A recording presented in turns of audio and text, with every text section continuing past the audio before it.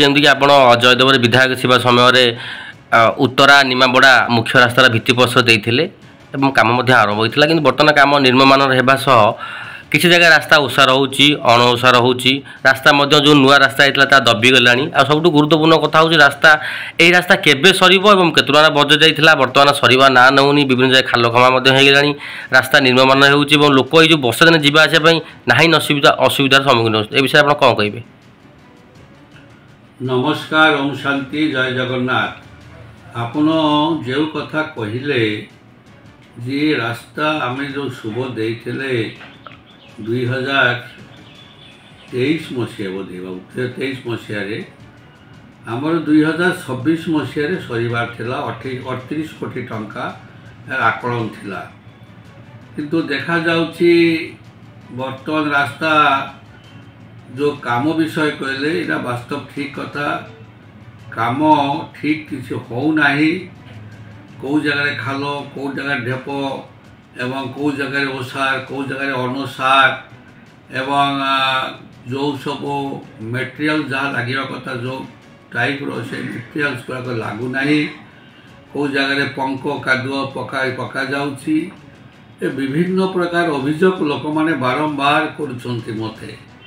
एवं काम कला बेले काम साइड्रे कौन इंजीनियर किंबा कौन वार्ड सरकार किंबा कौन ठिकादार कहीं रोना लेबर मान काम छाड़ी मत से रास्ता जावा आसवा करे।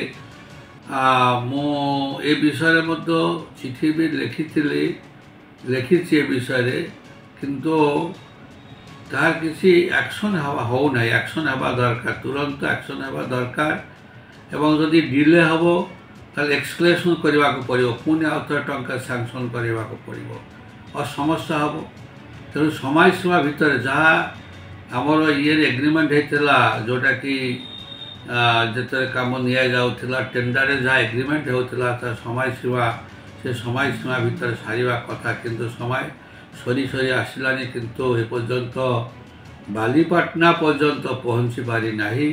तापर तो अच्छी बहुत कथा अच्छी निमापड़ा पर्यंत जीव तो केबे कौन हम। तेणुक मुझे भावुँ विषय माननीय मुख्यमंत्री सहित आलोचना करी एवं विभाग मंत्री जो अच्छा PWD मिनिस्टर सहित आलोचना करी एवं अनुरोध करी यथाशीघ्र ठीक क्वालिटीर काम हो एवं यथाशीघ्र काम सरू। लोक मैंने बहुत हैरान हरकत होती, खाल डेप जो एक्सीडेंट भी होती बारंबार।